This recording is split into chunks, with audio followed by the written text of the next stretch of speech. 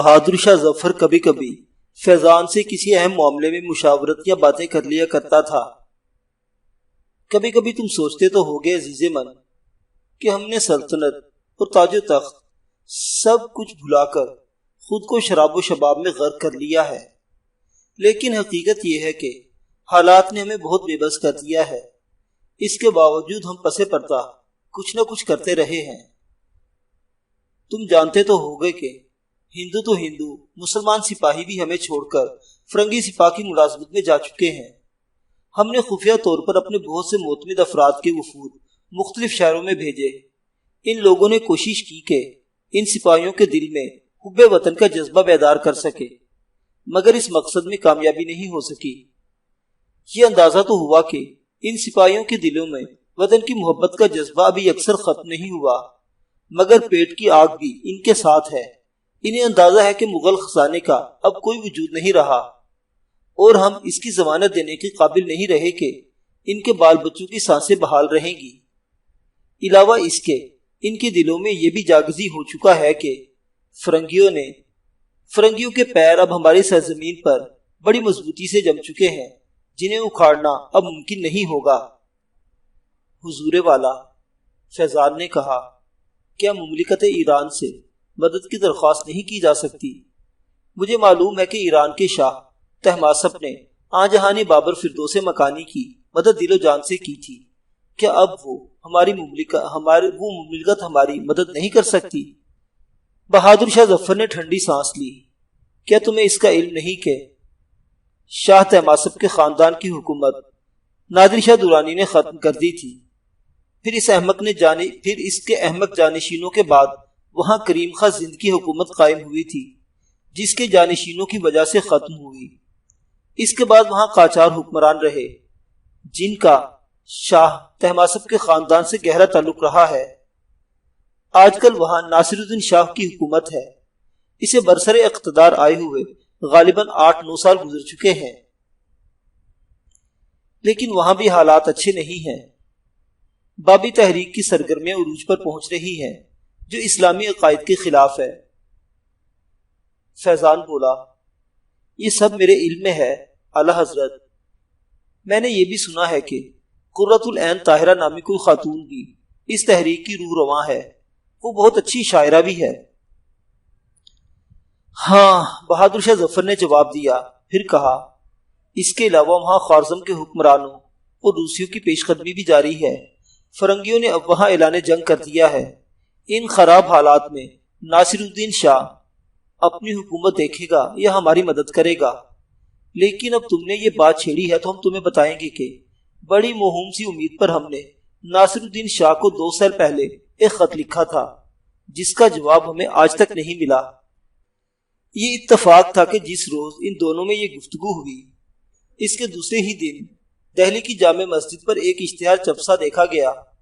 اس اشتہار کی تحریر کا متن تھا کہ ایرانی افواج نے ہندوستان کا رخ کر لیا ہے اور درہ بولان کو عبور کر کے دہلی میں وارد ہونے والی ہے، لہذا ہندوستان کے مسلمانوں کا فرض ہے کہ وہ ایران کی فوج کے شانہ بشانہ لڑ کر فرنگیوں کو ہندوستان سے بھگا دیں۔ لیکن کچھ ہی دن بعد معلوم ہو گیا کہ جو کچھ اس اشتہار میں لکھا گیا تھا اس میں ذرا بھی حقیقت نہیں تھی۔ یہ کبھی نہیں معلوم ہو سکا کہ وہ حرکت کس کی تھی اور کیوں کی گئی تھی، لیکن اس کی وجہ سے دہلی کے لوگوں میں تھوڑا سا جوش ضرور پیدا ہو گیا۔ اسی جوش کی فضا میں ایک ایسا واقعہ ہوا کہ فرنگیوں کے خلاف نفرت کا جو لاوا کسی نہ کسی وجہ سے دبا ہوا تھا، اچانک پھٹ پڑا، جس کا سبب ایک انگریز کرنل اسمتھ کی بے وقوفی تھی۔ اپریل میں وہ واقعہ میرٹھ چھونی میں پیش آیا تھا، جو دہلی سے 35-40 میل کے فاصلے پر تھی۔ اس کا محیط 5 میل کے لگ بھگ تھا۔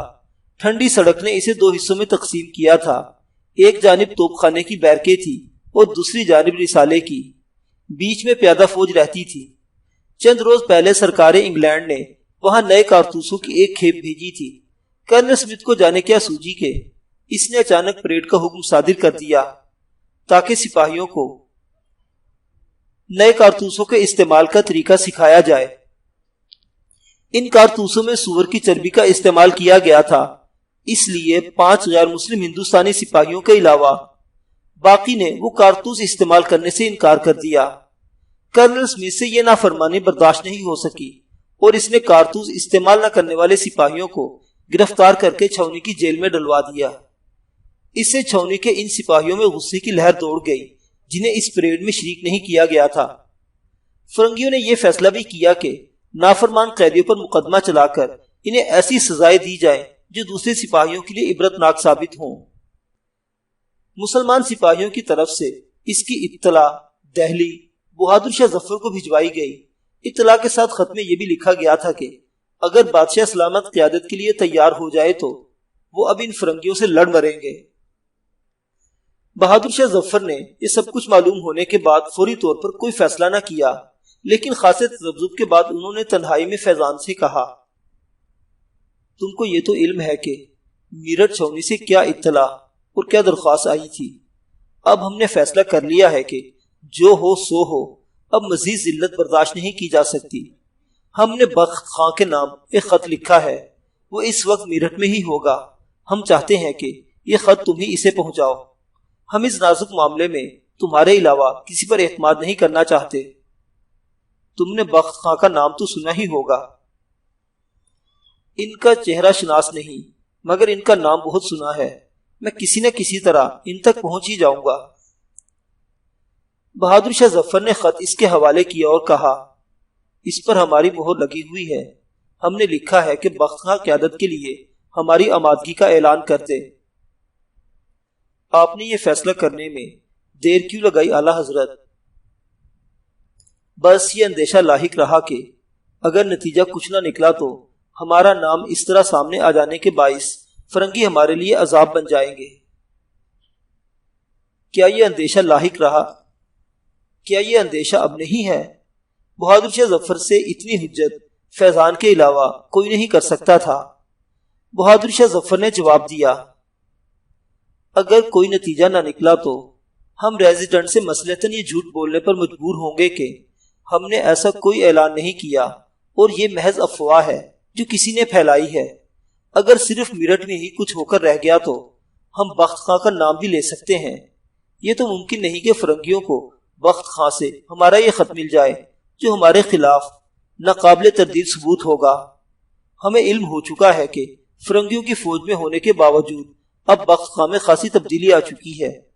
ہم نے سنا ہے کہ اس کے خیالات میں انقلاب کسی مولوی سرفراز علی نے پیدا کیا ہے۔ بس تم جلد از جلد روانہ ہو جاؤ۔ فیضان فوراً روانگی کے لیے تیار ہوا۔ یہ ممکن نہیں تھا کہ زرتاج اس سے بے خبر رہ جاتی۔ اس کا چہرہ فق پڑ گیا۔ میں بھی تمہارے ساتھ چلوں گی، کیا معلوم جب تم وہاں پہنچو تو شعلے بھڑک چکے ہوں۔ میرے ساتھ تمہارا جانا مناسب نہیں ہوگا زرتاج، اس معاملے میں ضد نہ کرو۔ یہ خیال دل میں نہ لاؤ کہ اگر میں ان شعلوں کی نظر ہو گیا تو کیا ہوگا۔ اگر میں وہاں سے غازی بن کر لوٹا تو یہ تمہارے لیے باعث فخر ہوگا، اور اگر میں شہید ہو گیا تو بھی۔ زرتاج نے فوراً اس کی بات کاٹی، تو میں بھی تمہارے ساتھ شہید ہونا چاہوں گی۔ پستول چلانا تو تم سے سیکھا تھا، لیکن 20 سال محل میں گزار کر میں نے شمشیر زنی اور تیر افغنی بھی سیکھ لی ہے۔ یہ تم مجھے بتا چکی ہو، لیکن جب اس بحث و تکرار کا علم بہادر شاہ ظفر کو ہوا تو اس نے حکماً زرتاج کو فیضان کے ساتھ جانے سے روک دیا۔ زرتاج بے بسی سے آنسو بہاتی رہ گئی۔ فیضان کا گھوڑا جب سر پر دوڑتا ہوا قلعے سے نکلا تو زرتاج کا آنسو میں ڈوبا ہوا چہرہ اس کے تصور میں تھا، لیکن اس نے اپنی توجہ اپنے فرض کی طرف مبذول کرنے میں زیادہ وقت نہیں لگایا۔ 20 سال بعد وہ خود کو ایک بار پھر سپاہی محسوس کرنے لگا تھا، جس پر لازم تھا کہ وہ اپنے کماندار یعنی بہادر شاہ ظفر کے حکم کی تعویل کے علاوہ کچھ نہ سوچے۔ اس نے سنا تھا کہ بخت خاں پہلے شاہی لشکر میں تھا، لیکن اکبر شاہ ثانی کے انتقال سے چند ماہ قبل ہی شاہی لشکر چھوڑ کر فرنگیوں کے بریلی برگیڈ کے 8ویں پیدل توپ خانے میں صوبیدار کی حیثیت سے ملازم ہو گیا تھا۔ اب اس کی صلاحیتیں اسے میدانی توپ خانے کا سالار بنا چکی تھی۔ میرٹھ چھاؤنی میں بخت خاں تک پہنچنا فیضان کے لیے مشکل ثابت نہیں ہوا، اور بہادر شاہ ظفر کا خط پڑھ کر بخت خاں کے چہرے پر مسرت کی سرخی دوڑ گئی۔ اس نے ایسا بندوبست کیا کہ یہ خبر تمام سپاہیوں تک جلد از جلد پہنچ جائے، جس میں ناکامی نہیں ہوئی۔ جن سپاہیوں نے کارتوس استعمال کرنے سے انکار کیا تھا ان پر مقدمہ چلا کر انہیں 10 سال قید بامشقت کی سزا سنا کر جیل میں ڈال دیا گیا تھا۔ اس سے دوسری سپاہی بہت مشتعل تھے۔ جب انہیں یہ اطلاع ملی کہ بہادر شاہ ظفر ان کی قیادت کے لیے تیار ہو گیا ہے تو ان کا اشتعال بغاوت کے بھڑکتے ہوئے شعلوں میں تبدیل ہو گیا۔ انہوں نے سب سے پہلے جیل پر دھاوا بول کر سزا پانے والے سپاہیوں کے علاوہ ان 700 قیدیوں کو بھی چھڑا لیا جو پہلے ہی کسی باعث قید تھے۔ اس کے بعد میرٹھ چھوڑنے میں آگ اور خون کا کھیل شروع ہوا۔ فرنگی افسران کو نہ صرف قتل کیا گیا بلکہ ان کی بیرکوں میں بھی آگ لگائی گئی۔ عام فرنگی سپاہ ہندوستانی سپاہ کے سامنے نہ جم سکی اور بھاگ کھڑی ہوئی۔ ان کا تعاقب کر کے ان کی اکثریت کو ہلاک کیا گیا۔ اس مارکے میں فیضان نے بھی حصہ لیا تھا۔ اس کی تلوار بھی خون میں ڈوبی تھی۔ چھوٹے موٹے زخم اسے بھی آئے تھے جن کے لیے معمولی مرہم پٹی کافی تھی۔ میرٹھ سے انگریزوں کا صفایا ہو چکا تھا۔ اس مارکے کی اطلاع دھیرے دھیرے دوسرے شہروں میں بھی پہنچ رہی تھی۔ جب بریلی سے اطلاع آئی کہ وہاں کے ہندوستانی سپاہ بھی انگریزوں سے بغاوت کا اعلان کر دیا ہے تو بخت خان نے فوراً وہاں کا رخ کیا۔ فیضان اس کے ساتھ رہا۔ 20 سال سے اس کے اندر کا سپاہی اب پوری طرح بیدار ہو چکا تھا۔ بریلی پہنچ کر بخت خان نے وہاں کی سپاہ کی قیادت سنبھالی اور بریلی کو بھی انگریزوں کے تسلط سے آزاد کرا لیا۔ اس کے بعد اس نے رامپور، مراد آباد اور رجے پور سے ہوتے ہوئے دہلی کا رخ کیا۔ کچھ دوسرے شہروں سے بھی انگریزوں کے خلاف علم بغاوت بلند کرنے کی اطلاع موصول ہوتی رہی تھی۔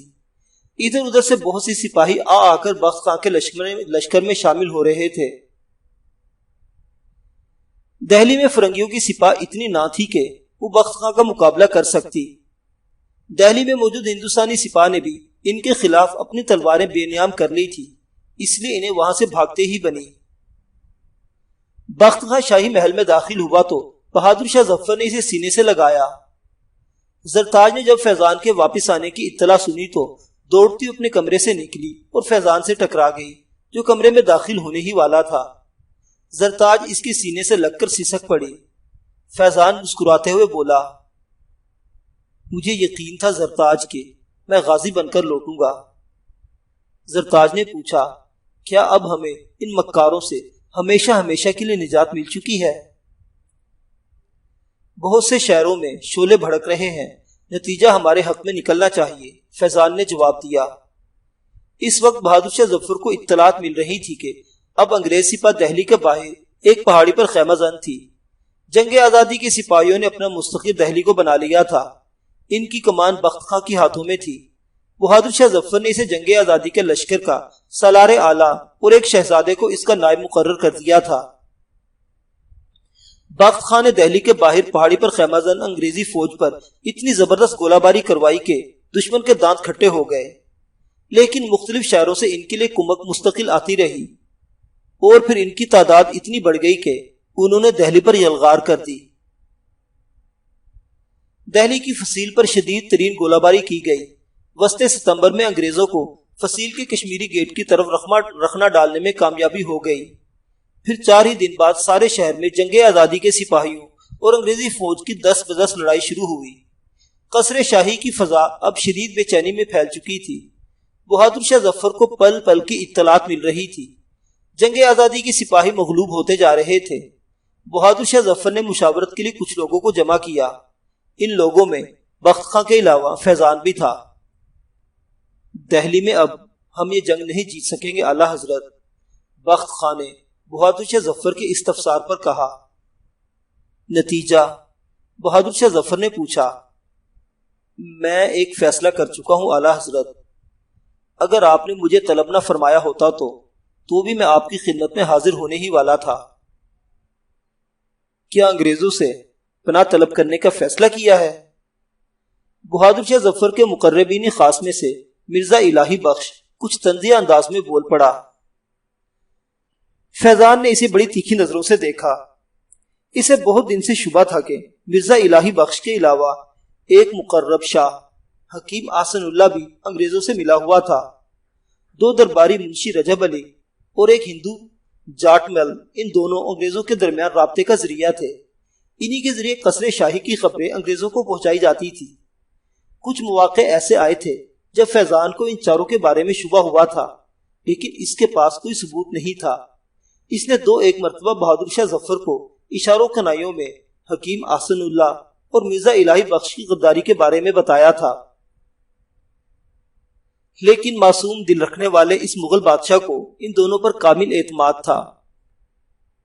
فیضان ان دنوں اور ان کے ہرکاروں کے خلاف ثبوت حاصل کرنے کے لیے کچھ تدابیر پر غور کر رہا تھا کہ بہادر شاہ ظفر نے اسے بخت خاں سے ملنے بھیج دیا تھا۔ مشاورت کے کمرے میں بخت خاں مرزا الہی بخش کا طنزیہ جملہ پی گیا اور اس پر ایک اچھوٹی سی نظر ڈالنے کے بعد بہادر شاہ کی ظفر کی طرف دیکھتے ہوئے بولا، میں نے فیصلہ کیا ہے کہ اب یہ جنگ جاری رکھنے کے لیے مجھے اپنی سپاہ کے ساتھ کسی اور شہر کو مستقر بنانا چاہیے۔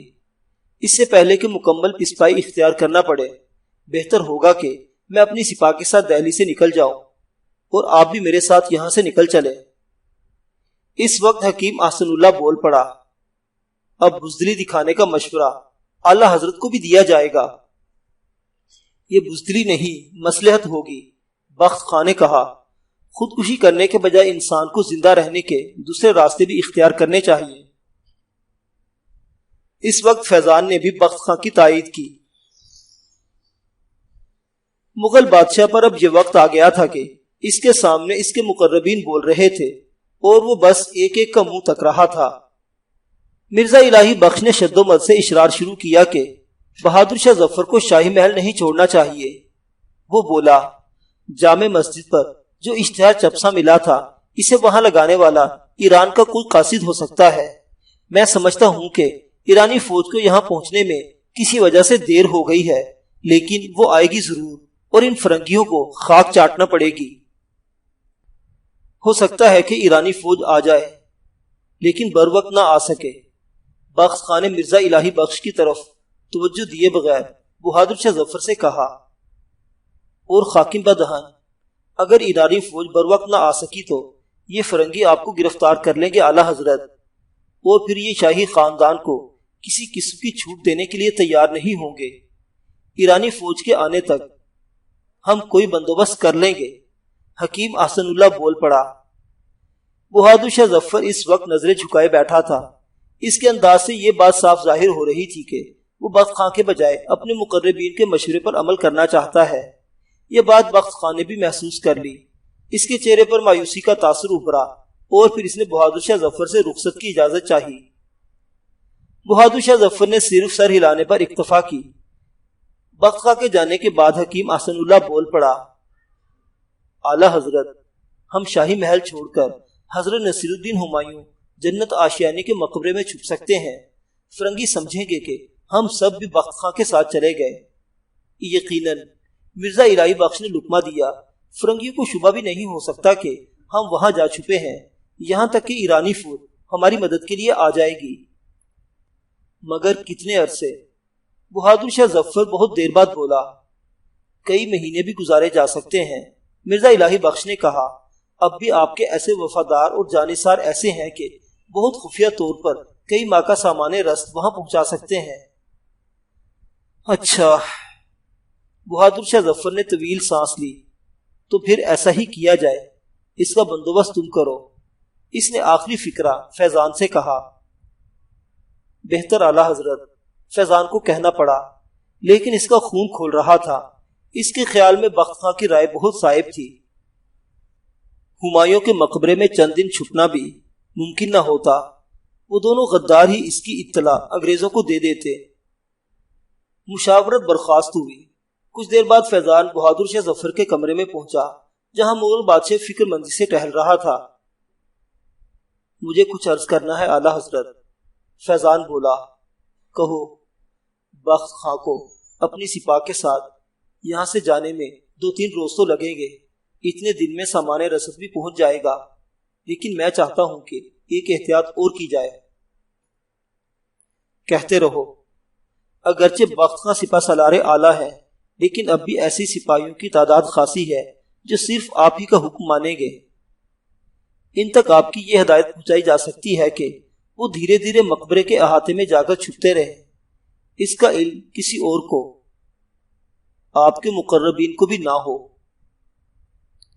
بہادر شاہ ظفر کے ہونٹوں پر پھیکی سی مسکراہٹ ابھری۔ تمہارے دماغ سے یہ خیال نہیں جا سکا کہ حکیم احسن اللہ اور مرزا الہی بخش ہمارے وفادار نہیں ہیں، لیکن خیر، اگر تم چاہتے ہو تو اس بارے میں ہم کسی کو کچھ نہیں بتائیں گے۔ لیکن یہ ہماری سمجھ میں نہیں آ سکا کہ تم ایسا کیوں چاہتے ہو؟ احتیاط کے طور پر اعلیٰ حضرت، اگر ایرانی فوج کو یہاں پہنچنے میں مرزا الہی بخش کی توقع سے 2، 4، 6 دن زیادہ بھی لگ جائیں تو مقبرے کے احاطے میں موجود سپاہ اتنے دن تک شاہی خاندان کی حفاظت کر سکے گی۔ ٹھیک ہے، ہم تمام تر اختیارات تمہیں دیتے ہیں، جو چاہو کرو، ہمارے دماغ نے تو شاید کام کرنا ہی چھوڑ دیا ہے۔ فیضان اجازت لے کر کمرے سے نکلا اور فوراً اپنے کمرے میں جا کر زرتاج کو ان تمام حالات سے آگاہ کیا۔ زرتاج فکر مندی سے بولی، مقبرے میں جمع ہونے والی سپاہ آخر کتنی ہوگی؟ وہ کب تک ان فرنگیوں کا مقابلہ کر سکے گی؟ جبکہ تمہارے خیال کے مطابق ایرانی فوج کے آنے کا کوئی امکان نہیں۔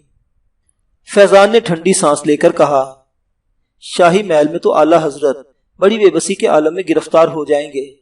میں چاہتا ہوں کہ ایسا نہ ہو، اس سے پہلے فرنگیوں کو لوہے کے چنے چبوا دیے جائیں۔ زرتاج سر جھکا کر کسی گہری سوچ میں ڈوب گئی۔